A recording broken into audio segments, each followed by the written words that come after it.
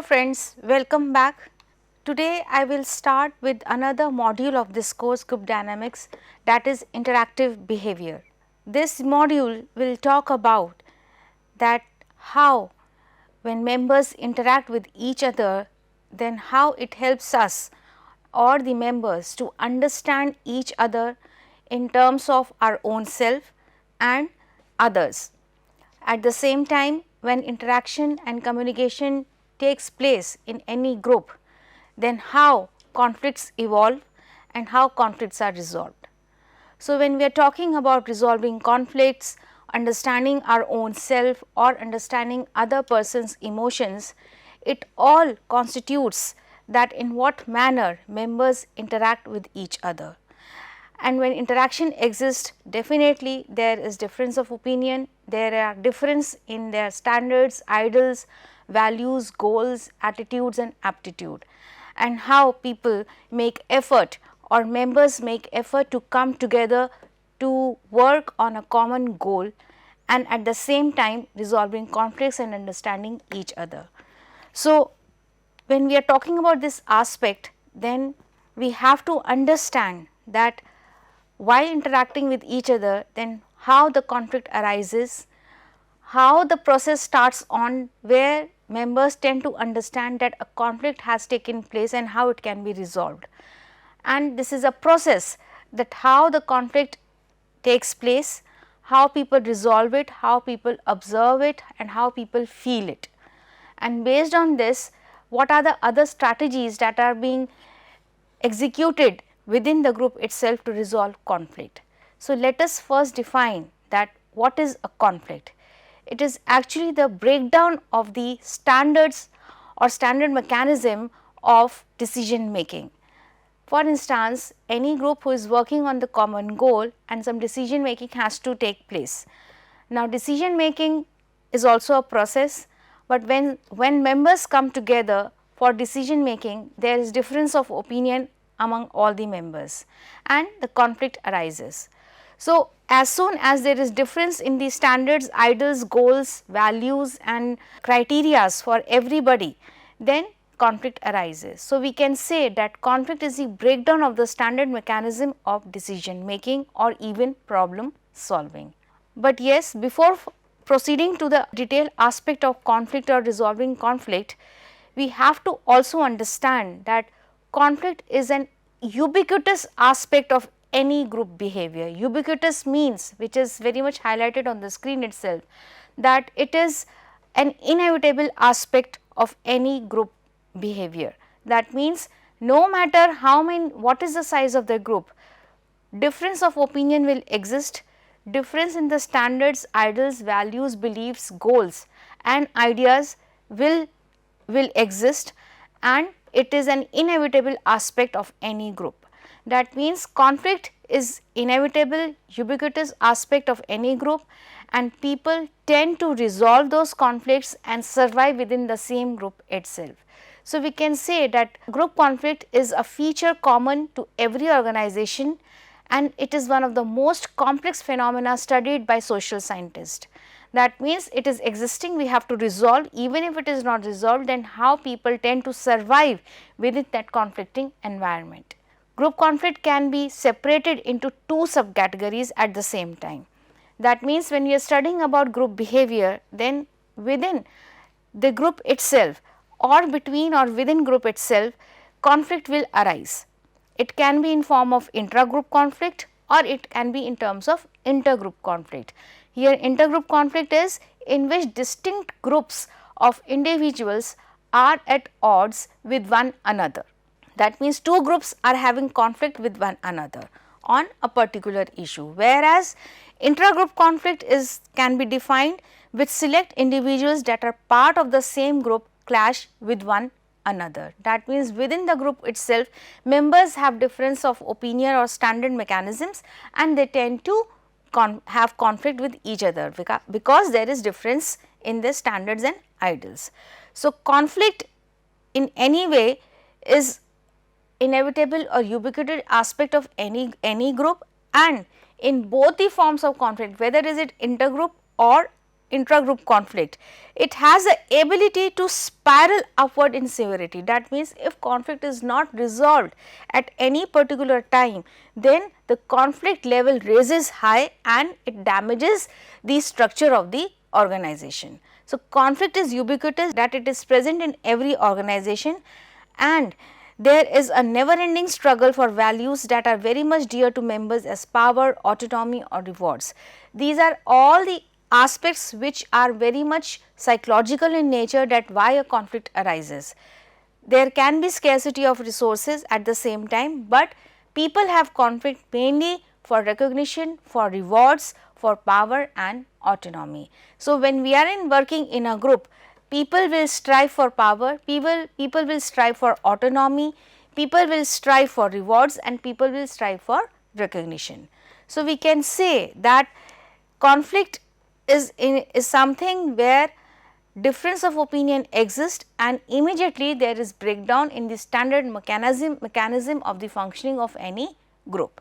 So, in social psychology, this is also stated that when we are talking about group conflict, then discontinuity effect also exists. That means, we have learned this term in our previous discussions, that what is discontinuity effect, that even if the intergroup conflict exists, it is suggested that groups are generally even more competitive and aggressive than individuals. That means, maybe two conflicting groups on the whole they are competing with each other, but maybe members of the conflicting groups are not that much aggressive that they will have the capacity to compete with the other group. So, this is the discontinuity effect which arises out of conflict only. So, the two main sources of intergroup conflict have been identified as competition for valued material resources and social rewards like respect and esteem.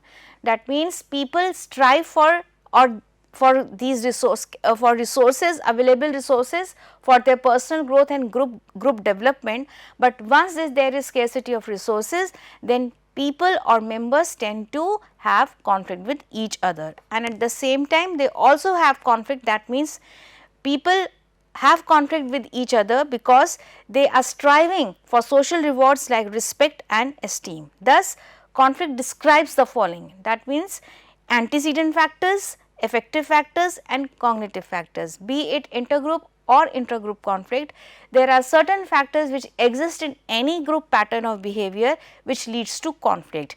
Now, these factors can be antecedent factors such as scarcity of resources or policy differences among individuals, which is very much apparent in any group. All members know that we have scarcity of resources to reach our goal or meet our goal, and people tend to get frustrated and they tend to have conflict with each other for scarcity of resources. At the same time, there can be difference of opinion for policy making which also leads to conflict. So, these are the antecedent factors, that sometimes some factors exist in the group which leads to conflict, that is scarcity of resources, or it can be policies that have been formulated for the group members. So, these are very much existing, which are very much apparent in any group.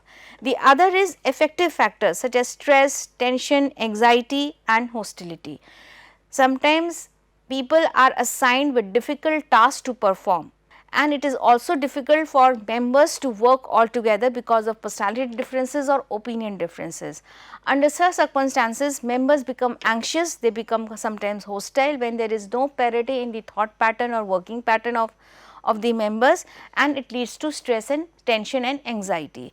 So, this also leads to conflict. So, these are the effective factors which leads to conflict, and the other is cognitive factors such as perception and understanding of the conflicting situation.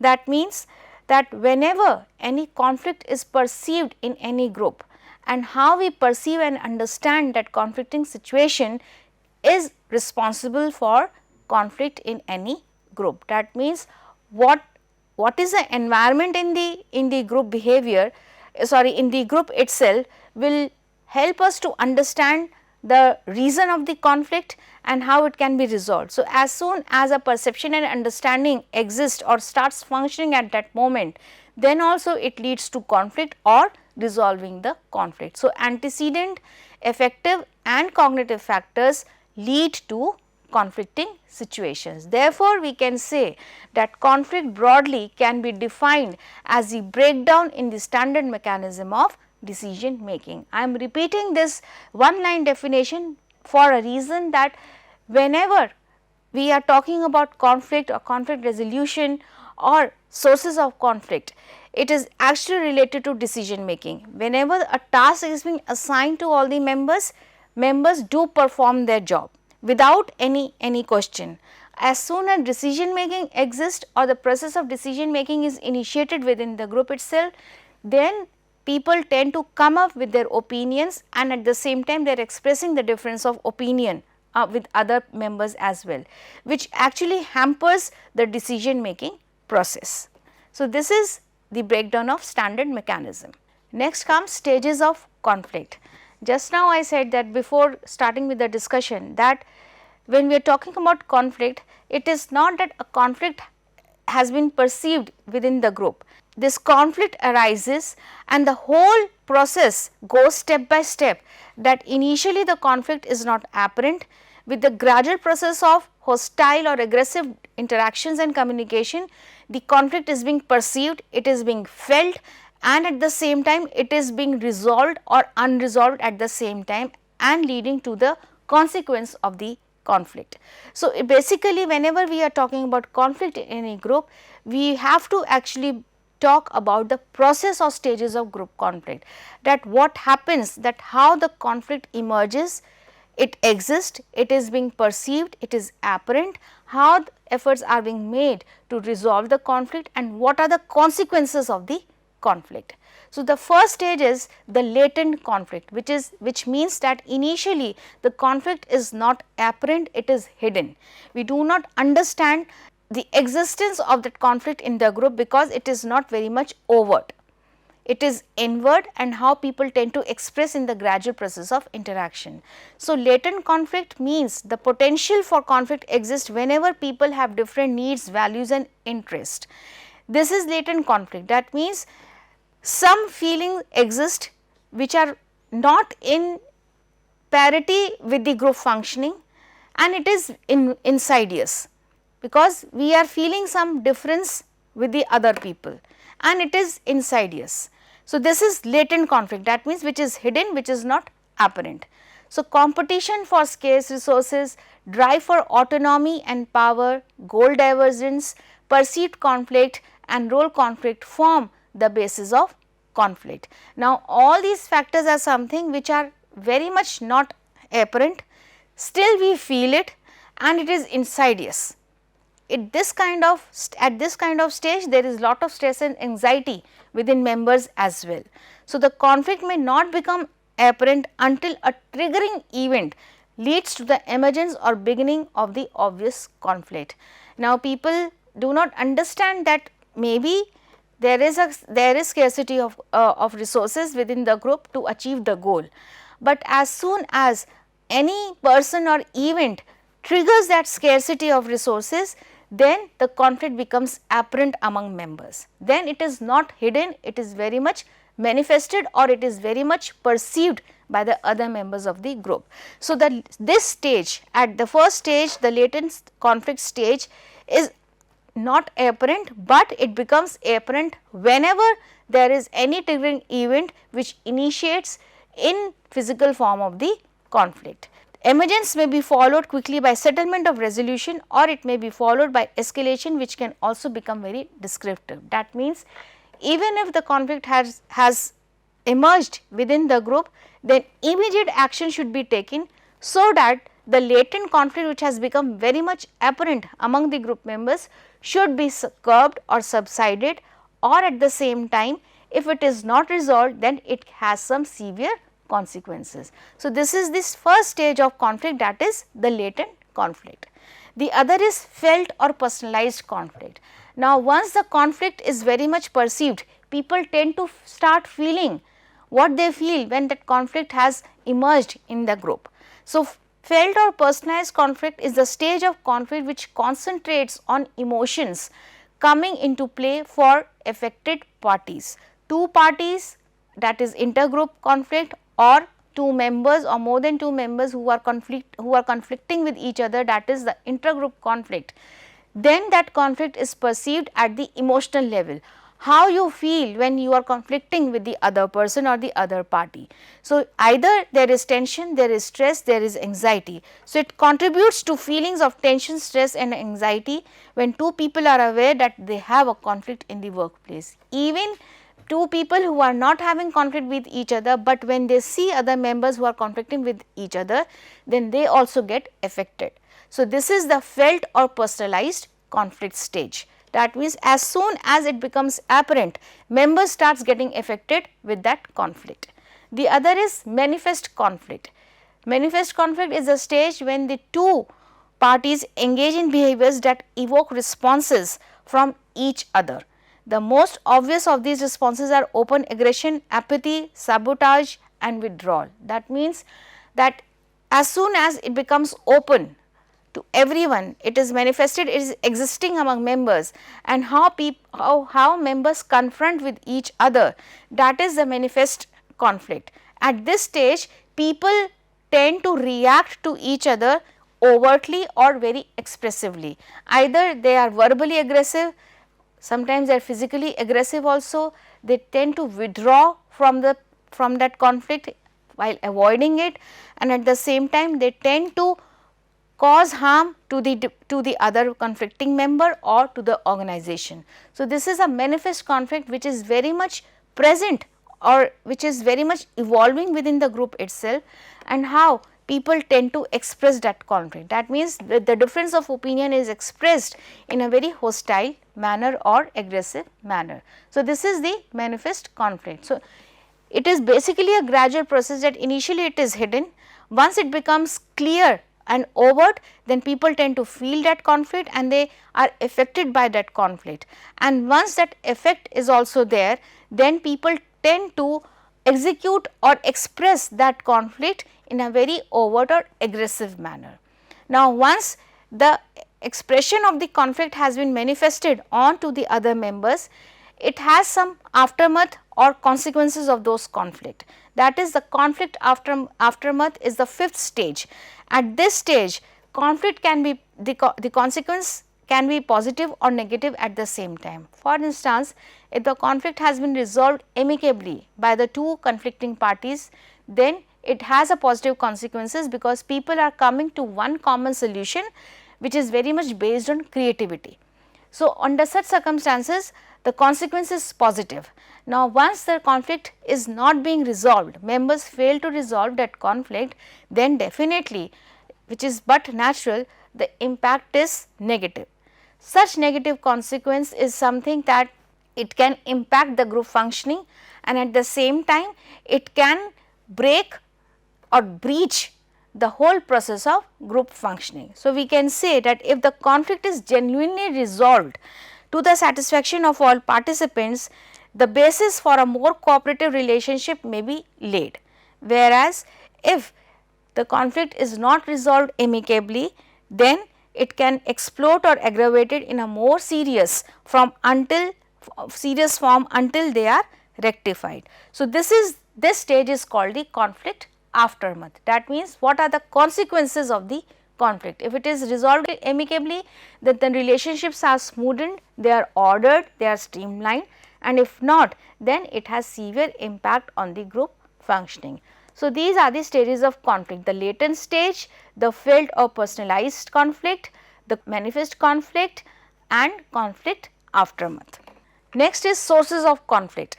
What can be the sources that leads to conflict, and how people tend to react or behave during that stage. Now, social scientists have identified three types of sources of conflict: the process or dysfunctional conflict, the task substantive functional conflict, or personal or affective conflict. If we talk about process or dysfunctional conflict, this kind of conflict refers to disagreement over the method or procedures the group should use in order to complete its task. It occurs when strategies, policies and procedures clash. It again refers to the decision making, policy making. Whenever members come together for decision making, or how procedures has to be established to perform a task, then only this kind of conflict exists in any group. So, such type of conflict is known as process or dysfunctional conflict. Now, under this kind of situations where this conflict is existing or emerging in any organization, it has some negative impact, such as it leads to climate of suspicion and distrust. Maybe any policy that has been executed within the group, conflicting members would not trust the other higher authorities or members because of this suspicion that maybe the policies have been established for their own personal benefit. So, this leads to process or dysfunctional conflict, leads to creation of a climate of suspicion or distrust. It leads to increased turnover in tension, that means when procedures are not in accordance or are not in alignment with the requirement or agreement with the other members of the group, then members tend to start leaving the group itself. That means it leads to increased turnover in tension. It leads to role ambiguity, that means sometimes the tasks are not clear to the members of what they have to perform. This leads to ambiguous situation. So, this is an impact of dysfunctional conflict that leads to role ambiguity. And the other is that it spurs negative patterns of behavior ranging from insurrection, that is open revolt, open aggression, to schism, that is discord, disunion or a formal breach. That means people tend to stay away or tend to break that tie or relation between them and the authorities if any process or dysfunctional conflict exists in any group. That means either they will revolt openly through trade unions, or it can be through schism, that means they tend to depart from the goals or norms of the group and tend to breach the group functioning. So, this is process or dysfunctional conflict. The other is task conflict. This conflict arises when intragroup members disagree on issues that are relevant to meeting shared goals. That means how the task has to be performed. There has to be a plan, step by step procedure that how the task has to be performed. When members do not agree with each other, then such type of conflict arises within the group. That is task or functional conflict.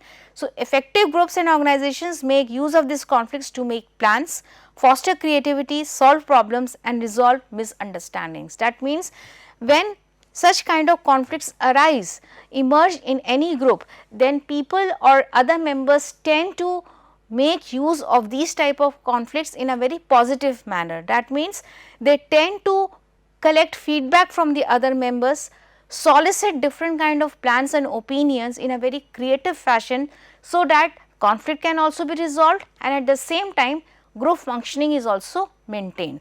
So, task conflict also provides an opportunity to release tension. It compels an individual towards the right decision making. It encourages innovation and creativity through problem solving.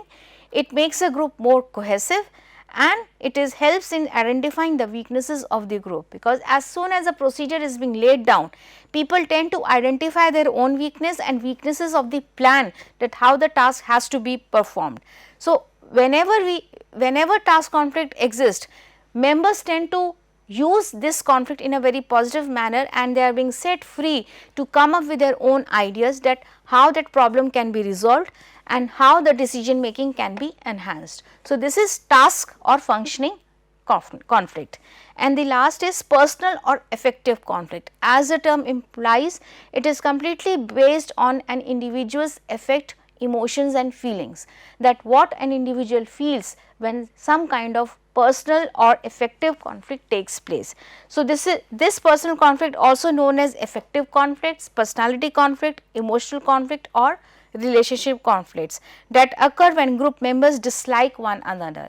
Sometimes due to some personal reasons, one member would not like another particular member, and that member will speak ill or negative about that person in public forums, or he or she can be critical to the other person's performance. Such kind of conflicts are known as personal or affective conflict. Next is the negative and positive aspects of conflict.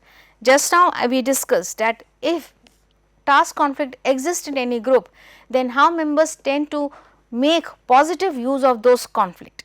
Similarly, if we talk about a negative aspect or conflict, it has both the aspects, and that is why it is being said that it is an inevitable or indispensable aspect of group behavior. So, if we talk about the positive aspects of a conflict, it actually leads to a process of change.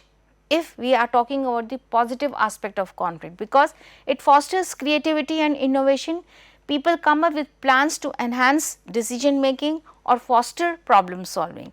So, the positive aspects of conflict actually fosters first of all change, which is actually a positive change. So, conflict provides an opportunity for releasing the tension which otherwise would remain suppressed.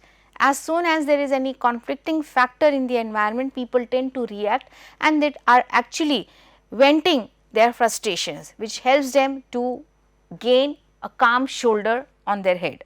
The other is that conflicts foster problem solving while adopting a course of action. When people come up with different plans to solve the problem, then it fosters actually problem solving and creativity. The thinking process followed by the conflict may lead to innovations in policies and procedures and changes in behaviors. Sometimes authorities tend to formulate policies and procedures, new policies and procedures, but other members can easily feel that what will be the impact of new policy and procedure and how it is going to affect them, which sometimes higher authorities fail to understand. As soon as this conflict arises, even the higher authorities also get a very open experience that how that policy making can be enhanced. Conflict makes the group more cohesive, the members become more cooperative to meet the pressures of the conflicting situation, because people need support to overcome that conflict. So, they emotionally connected to each other and they prepare themselves to cooperate with the other members. Conflict helps in identifying the weaknesses in the system, which is very much obvious that any policy making fails to identify the impact on the members, but members tend to identify the weaknesses of the plan. Conflict is a test of the capacities of individuals and group. It provides challenges to the group members and the members feel highly satisfied and motivated. That is, that whenever any conflict emerges in any group, then it actually throws a challenge before the other members that how to overcome. As soon as people tend to overcome those challenges, people tend to actually focus on their own capacities, knowledge, skills and abilities, that how they can use it to the maximum to overcome that conflict. So, this is the positive aspect of conflict. And the other is that most importantly, conflict is a source of socially functionally forces and can secure social commitments. When conflict arises, people become more close, more cohesive, more cooperative, and when these social responses occur at the same time, then people become socially committed to each other. That means support exists for each other. So, these are the positive aspects of a conflict. At the same time, conflict if emerges in the group, then it has some negative impact as well. So, most of the time what happens that whenever we talk about this term conflict, we only think about that it leads to destruction, it has negative consequences, and we fail to discuss about the positive aspects. But yes, it has some negative aspect as well, which is difficult to overcome at the same time. So, the first negative aspect is that conflict may create a climate of suspicion and distrust. When two people are colliding with each other based on difference of opinion, then actually it has an impact on individual psyche, that there is a sort of distrust among members, and then only the conflict arises. Conflict may lead to propensity to intention to leave the organization. When people sometimes fail to overcome the conflict, then they tend to leave the organization. That is, this is the negative aspect. It may threaten the emotional well-being of employees.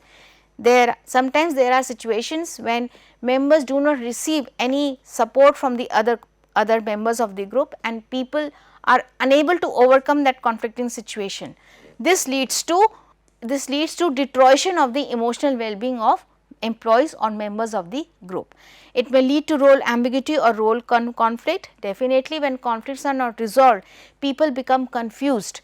They are not streamlined with what they have to perform, and it leads to role ambiguity or role conflict.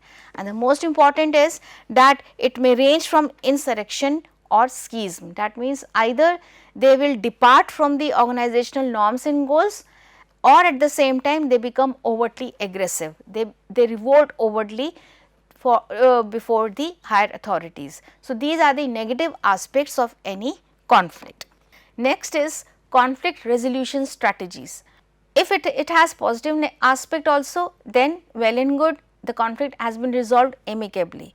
That is the but obvious consequence. But at the same time, whenever we are experiencing or feeling any conflict at the workplace, then it has to be resolved in a very strategic manner. So, social scientists have identified 5 kind of methods or strategies, we would say, to resolve any conflict in any group. Now, these resolution strategies are something where an individual's understanding play a major role.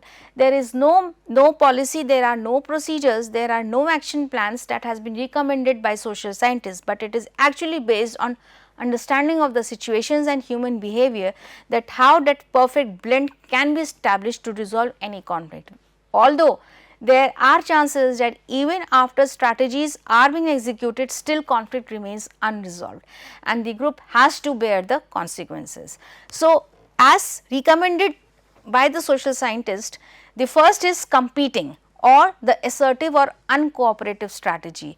When we are talking about a competing strategy, that means two groups who are in conflicting stage, one will win and the other will lose. This is a clear cut strategy that people compete and they tend to come to the conclusion only when one party wins. Now, in this kind of strategy, there is an assumption that one party wins and the other loses, but at the same time the competing parties are very much assertive and uncooperative. Obviously, as the term implies, that when two parties are competing, there can be no competition, there can be no cooperation, there can be no support to each other. The only thing is that the party who wins takes the whole, takes the power. So, it is a power oriented approach and the competing party makes a unilateral decision. That means, the whole decision making goes in the hands of the winning party and is not considered a good strategy for problem solving. Definitely, when two parties, conflicting parties are competing, there is no problem solving, it is only either to win. So, they have their own strategy and plans to win the other person or other party and take their own decisions. That means, they will execute their own decisions and there is no room for diverse perspectives in a well informed total picture. That means, this is a very important term when we are talking about this conflict resolution strategies in terms of competing, that the party which wins is not focusing on diversity of the opinion and belief of the other party. They are just focusing on unilateral decision making. They will not entertain any idea from the losing party.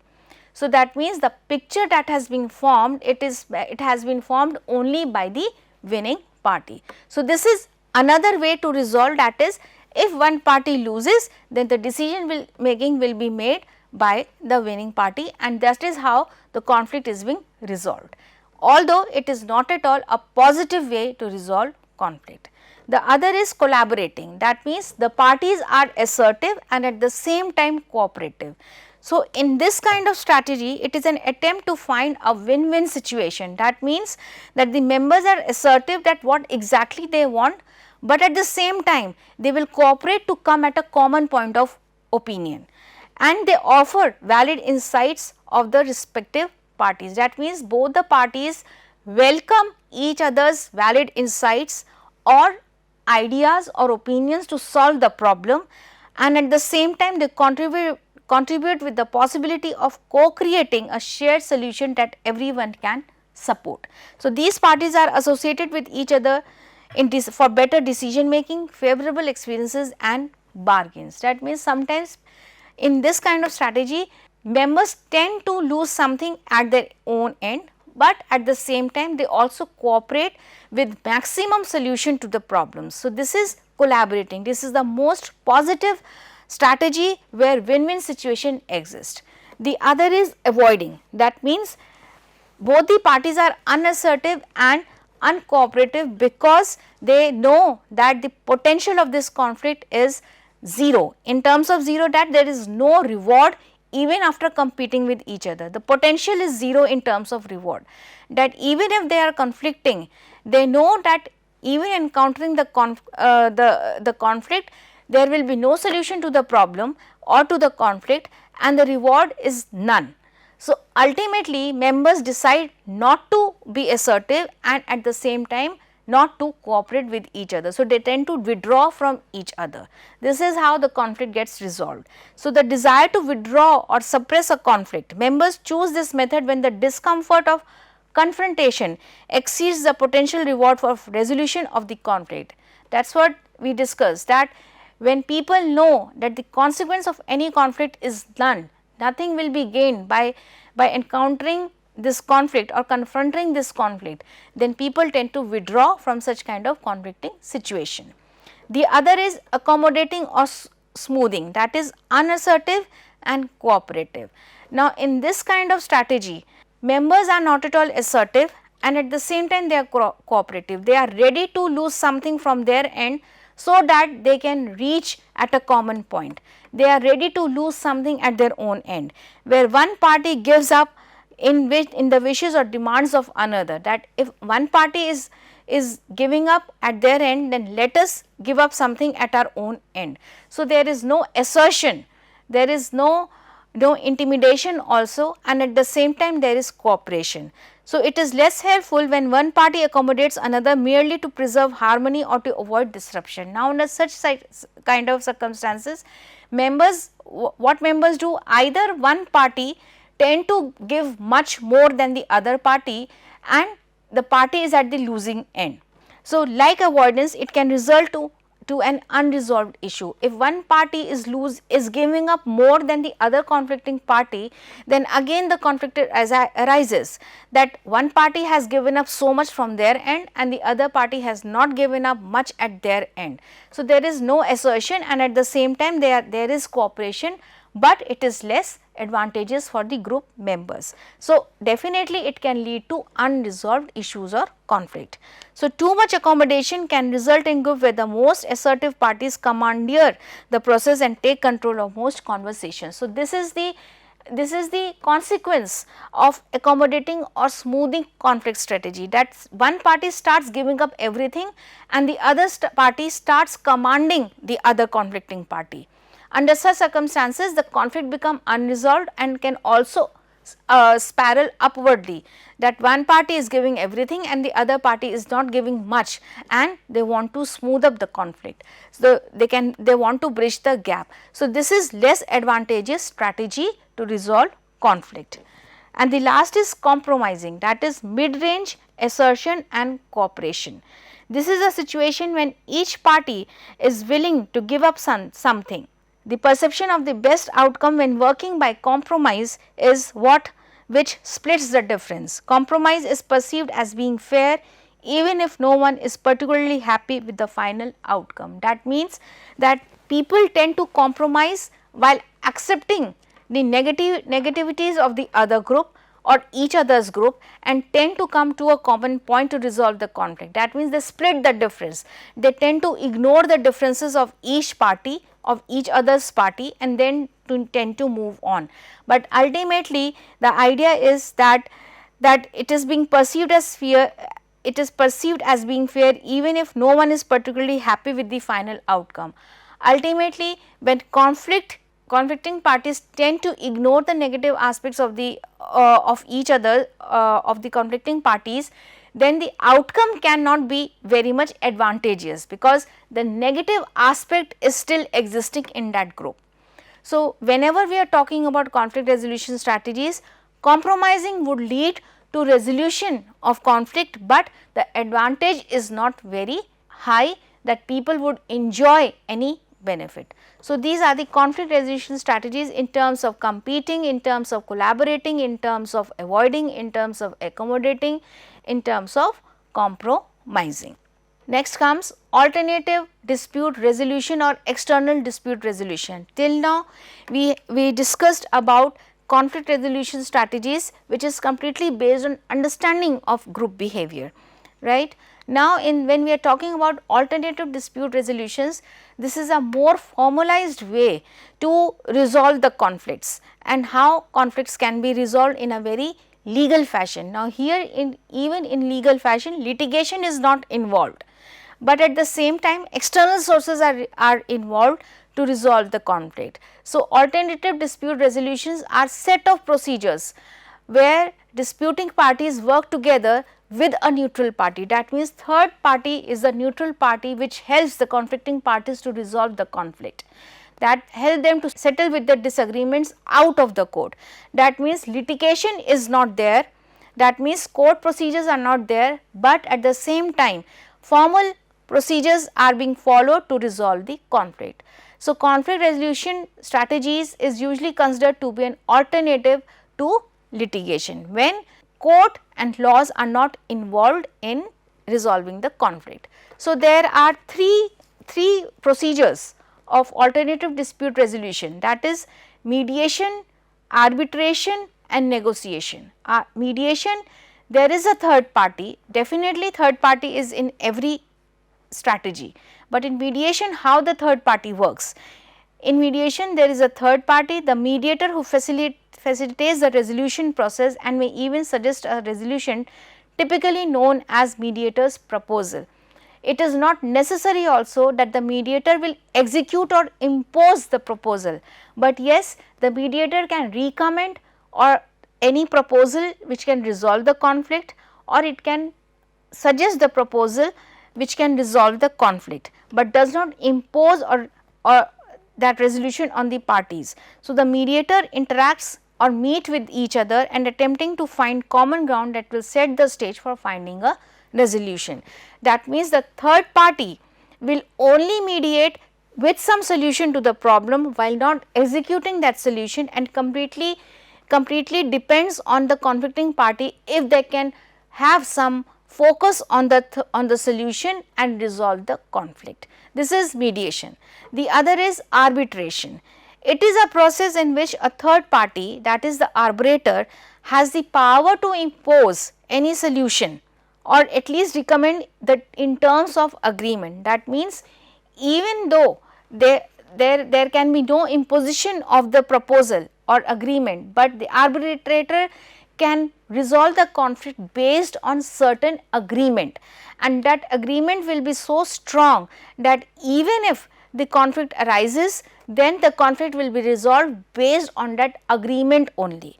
So, arbitrations often occur because parties to contracts agree that in any future dispute concerning the agreement will be resolved by arbitration. That means, what agreement has been laid down to resolve the conflict will continue for the next conflicting situation as well. So, some certain terms and conditions are being laid down based on the agreement, and the conflicting parties agree to those agreement. They have their consent for those agreements, that if any conflict arises, it will be resolved based on that agreement. So, this is basically based on compliance, control, support and mutuality among group members. That means, whatever agreement has been laid upon, it is based on the consent of the conflicting group members. The conflict also resolves, and at the same time, if any conflict arises in future, then again it will be resolved based on the laid down agreement.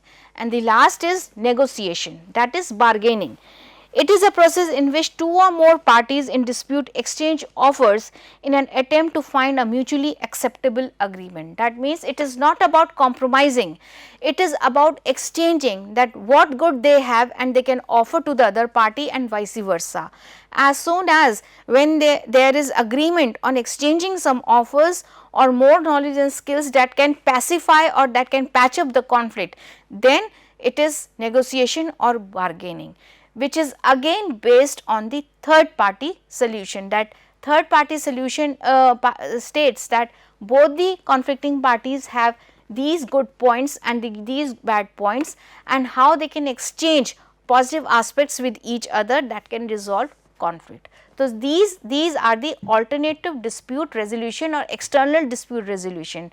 External dispute resolution, because in all these strategies third party is existing, the third party which will help in terms of mediation, arbitration or negotiation. Next comes advantage and disadvantages of alternative dispute resolution. Advantage is suitable for multiple party disputes, it has lower cost to resolve, the settlements are speedy and fast tracked, there is more flexibility in the process, there are practical solutions, wide range of issues can be considered, there is more confidentiality among members, more risk management is there, because even in mediation or arbitration or negotiation, people tend to exchange and agree with each other. So, there is less risk to the functioning of the group, and generally there is no need for lawyers and can be less confrontation alternative to the court system. That means, when we are resolving conflicts out of the court, it is more advantageous. But at the same time, there are certain disadvantages also, in terms of that it is less suitable than litigation when there is a need for precedent. That means, if certain procedures have already been established or not established, then the court plays a major role, or litigation has to be introduced to resolve the conflict, because there are no presumed procedure set by the organization. There is need of the court orders, there is need for interim orders. That means, for timing the conflict can be put on hold, or some temporary solution can be imposed on the conflicting parties. There is need for enforcement, the power imbalance between parties. So, whenever in conflicting parties, when one party is losing extremely at their end, then litigation is more advantageous. The complex or the conflict becomes very complex, which members fail to resolve, the need for live evidence or analysis of complex evidence, and there is a need for expert evidence. So, these are the advantages and disadvantages of alternative dispute resolutions, which all depends upon that how the conflict can be resolved. So, this is the one aspect of interactive behavior, that how conflict exists, it can be felt, how it can be resolved. We will meet in the next discussion. Thank you.